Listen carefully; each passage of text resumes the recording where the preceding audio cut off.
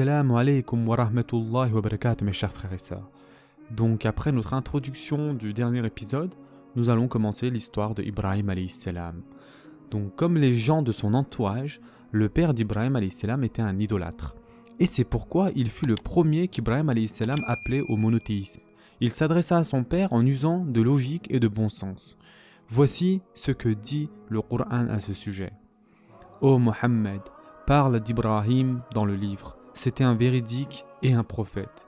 Lorsqu'il dit à son père, ô mon père, pourquoi adores-tu ce qui ne peut ni entendre ni voir et qui ne te profite en rien? Ô mon père, il m'a été révélé un savoir qui ne t'est jamais parvenu. Suis-moi donc, je te guiderai sur un droit chemin. Sourate Maryam, versets 41 à 43. Son père, bien sûr, rejeta immédiatement les propos de son fils, comme il fallait s'y attendre d'un homme confronté par un plus jeune que lui, usant de propos allant à l'encontre d'années de tradition chez son peuple. Il s'est passé la même chose, n'est-ce pas, parmi les Qurayshi. Ensuite, son père dit « Prendrais-tu en aversion mes divinités, ô Ibrahim? Si tu ne cesses pas, je te lapiderai sûrement. Éloigne-toi de moi, et pour longtemps. » Sourate Maryam, verset 46. Donc, après avoir tenté à plusieurs reprises de convaincre son père d'abandonner l'adoration des fausses idoles, Ibrahim alayhi salam se tourna vers son peuple, cherchant à le mettre en garde en usant de la même logique. Récite-leur l'histoire d'Ibrahim, quand il dit à son père et à son peuple « Qu'adorez-vous » Ils répondirent « Nous adorons des idoles et nous leur sommes dévoués. » Il dit « Vous entendent-elles lorsque vous les implorez? Vous apportent-elles quelques bienfaits? Ou peuvent-elles vous nuire ?» Ils répondirent « Non, mais nous avons vu nos pères agissant ainsi. » Il dit « Mais avez-vous considéré ces idoles que vous adorez et qu'adoraient vos ancêtres?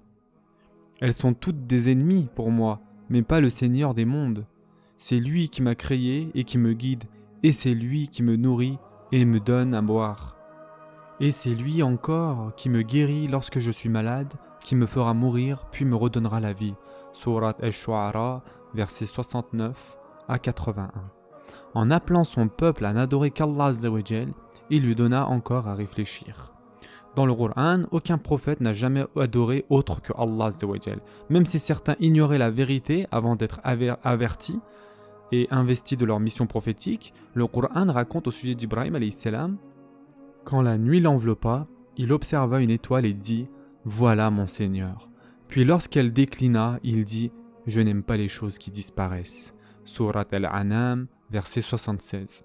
Les étoiles étaient une création tout à fait incompréhensible aux humains à l'époque. Elles étaient considérées comme plus grandes que l'humanité et souvent on leur attribuait des pouvoirs surnaturels. Mais Ibrahim alayhi salam vit en elles leur incapacité d'apparaître à volonté. Puis lorsqu'il vit la lune, un corps céleste encore plus grand et plus impressionnant qui pouvait apparaître à la fois de jour comme de nuit, lorsqu'ensuite il vit la lune poindre à l'horizon, il dit « Voilà mon Seigneur ». Puis lorsqu'elle disparut, il dit « À moins que mon Seigneur ne me guide, je serai certes du nombre des égarés ». Sourate Al-An'am, verset 77. Puis il vit le soleil encore plus resplendissant, une des plus puissantes créations sans lequel la vie elle-même ne serait pas possible. Lorsqu'ensuite il vit le soleil se lever, il dit « Voilà mon Seigneur, ceci est plus grand ». Puis lorsque le soleil se coucha, il dit « Ô mon peuple, je désavoue tout ce que vous associez à Allah. En tant que croyant véritable, je tourne mon visage vers celui qui a créé les cieux et la terre à partir de rien, et je ne suis point du nombre des polythéistes. » Sourate Al-An'am, verset 78. Ibrahim alayhi salam fit comprendre à son peuple que le Seigneur des mondes ne pouvait se trouver ni dans les créations du monde, ni dans les idoles qu'il fabriquait, mais que Allah Azza wa Jal était celui qui les avait créés, eux et tout ce qu'ils voyaient et percevaient autour d'eux, et qu'ils n'avaient pas besoin d'être vus pour être adorés, que Allah Azza wa Jal est capable de tout et qu'il n'est jamais limité d'aucune façon, comme le sont les créations de ce monde. Son message était simple: adorez Allah et observez vos devoirs envers lui. Cela est meilleur pour vous, si seulement vous saviez. Plutôt qu'Allah, vous n'adorez que des idoles, et vous ne faites qu'inventer des mensonges. Ceux que vous adorez en dehors d'Allah ne peuvent aucunement vous procurer votre subsistance. Recherchez donc votre subsistance auprès d'Allah, adorez-le et soyez-lui reconnaissant, car c'est vers lui que vous serez ramenés. Sourate Al-Ankabut, versets 16 à 18. Il remit ouvertement en question leur adhésion aux traditions de leurs ancêtres. Il dit « Certes, vous et vos ancêtres étiez dans l'erreur » Surat Al-Anbiya, verset 54. La vie d'Ibrahim a.s. fut réellement marquée par la douleur, les difficultés, les épreuves, l'opposition de toutes parts et la tristesse. Son père et son peuple, incapables de raisonner, rejetèrent son message et restèrent sourds à son appel. Ils se moquèrent de lui. Ils dirent « Nous apportes-tu la vérité ou plaisantes-tu » Surat Al-Anbiya, verset 55.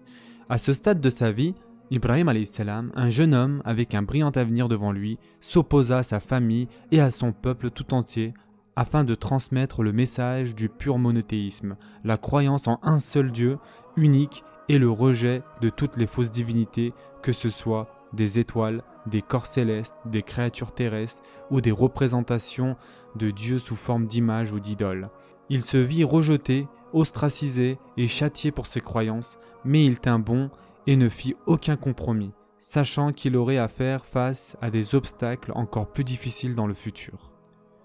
Et rappelle-toi quand son Seigneur éprouva Ibrahim par certains commandements, lorsqu'il les eut exécutés, Allah dit « Certes, je vais faire de toi un guide pour les gens » Surat Al-Baqarah, verset 124. Ensuite vint le moment où il fut nécessaire que le prêche d'Ibrahim a.s. s'accompagne d'actions concrètes. Il sut qu'il devait porter un grand coup contre l'idolâtrie. Le Coran nous apprend que ce sont les idoles de son peuple qu'il détruisit, lesquelles étaient disposées sur un autel dans un temple. Ibrahim a.s. leur adressa d'abord une mise en garde. « Et par Allah, je m'occuperai certes de vos idoles une fois que vous serez partis. » Surat Al-Anbiya, verset 57. C'était en effet le moment et l'époque d'un festival religieux et ils quittèrent la ville pour y assister. On invita Ibrahim a.s. à participer aux festivités, mais il déclina l'invitation. Puis, il jeta un regard sur les étoiles et dit « Je suis malade ». Les autres lui tournèrent le dos et s'en allèrent. Surat Az-Zumar, versets 88 à 90. Lorsqu'ils partirent, il sut qu'il avait devant lui une occasion à ne pas rater. Comme le temple était désert, il s'y rendit et s'approcha des idoles de bois plaqué or, devant lesquels avaient été déposés par les prêtres des plats contenant des mets élaborés. Ibrahim a.s. n'en crut pas ses yeux.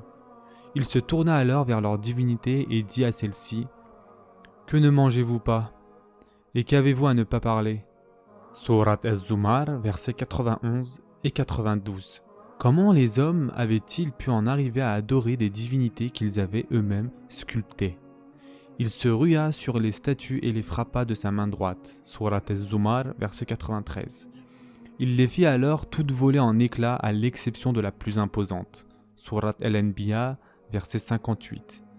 Quand les prêtres revinrent, c'est en état de choc qu'ils constatèrent le sacrilège, la destruction du temple et des idoles. Ils étaient à se demander qui avait bien pu faire cela à leurs idoles lorsque quelqu'un mentionna le nom d'Ibrahim a.s. et rappela qu'il avait à plusieurs reprises parlé contre elles. Lorsqu'ils le firent venir, Ibrahim a.s. tenta de leur faire comprendre l'absurdité de leur conduite. Il leur dit « Adorez-vous ce que vous sculptez vous-même alors qu'Allah vous a créé, vous et ce que vous fabriquez » Surat As-Safat, versets 95 à 96.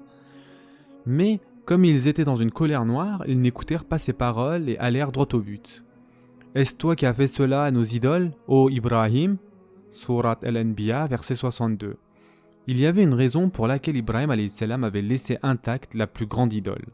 Il répondit « C'est la plus grande d'entre elles que voici qu'il a fait. Demandez-leur donc si toutefois elles peuvent parler. » Surat Al-Anbiya, verset 63. Quand Ibrahim a.s. leur parla ainsi, ils restèrent confus. Ils se mirent à se blâmer mutuellement pour ne pas avoir monté la garde près des idoles et, évitant le regard d'Ibrahim a.s., ils lui répondirent « Tu sais bien que ces idoles ne parlent pas. » Surat Al-Anbiya, verset 65. Ibrahim a.s. poursuivit. Il dit « Adorez-vous donc à la place d'Allah ce qui ne peut ni vous être utile, ni vous nuire? Honte à vous et à tout ce que vous adorez à la place d'Allah. Ne raisonnez-vous pas ?» Surat Al-Anbiya, versets 66 et 67. Les accusateurs étaient devenus les accusés. Ils étaient accusés de ne point savoir raisonner et ils ne savaient que répondre à Ibrahim alayhi salam parce que le raisonnement de ce dernier était irréfutable. Ils ne surent répondre que par une colère folle qui les poussa à condamner Ibrahim alayhi salam à être brûlé vivant. Qu'on lui dresse un bûcher et qu'on le lance dans la braise ardente. Surat As-Safat, verset 97. Ils s'attelèrent tous à assembler du bois pour le bûcher, lequel fut le plus gros qu'ils eussent jamais vu. Tout au fond de lui, le jeune Ibrahim alayhi salam se soumit au destin décidé pour lui par le Seigneur des mondes. Il ne perdit pas la foi, au contraire, cette épreuve l'affermit davantage dans ses croyances. Malgré son jeune âge, il ne broncha pas devant la perspective de cette mort atroce. Les dernières paroles d'Ibrahim alayhi salam avant d'être mis au bûcher furent « Allah me suffit, et comme est excellent celui à qui j'accorde toute ma confiance ». Hadith rapporté par Al-Bukhari. Voilà une des nombreuses situations où face à une épreuve difficile, la foi d'Ibrahim alayhi salam s'avéra inébranlable. Elle fut sévèrement testée à cette occasion, mais Ibrahim alayhi salam démontra qu'il était prêt à sacrifier jusqu'à sa propre vie pour Allah azza wa jal. Sa soumission et sa résignation furent les manifestations même de sa foi profonde. Mais Allah azza wa jal n'avait pas destiné Ibrahim alayhi salam à mourir sur un bûcher, car il lui avait réservé une grande mission à accomplir. Il serait le père de quelques-uns des plus grands prophètes envoyés à l'humanité. Alors il le sauva des flammes, ce qui constitua un signe pour lui, de même que pour son peuple. Alors nous dîmes, ô feu, sois pour Ibrahim une fraîcheur apaisante. Ils avaient voulu sa perte, mais nous fîmes d'eux les plus grands perdants. Surat Al-Anbiya, versets 69 et 70. C'est ainsi qu'Ibrahim alayhi salam fut sauvé des flammes. Les gens de son peuple avaient tenté de se venger de la destruction de leurs idoles, mais au bout du compte, eux et leurs idoles furent terriblement humiliés. Ceci est la fin de la deuxième partie de l'histoire du prophète Ibrahim alayhi salam. Prenez soin de vous mes chers frères et sœurs, et à très prochainement, Inch'Allah.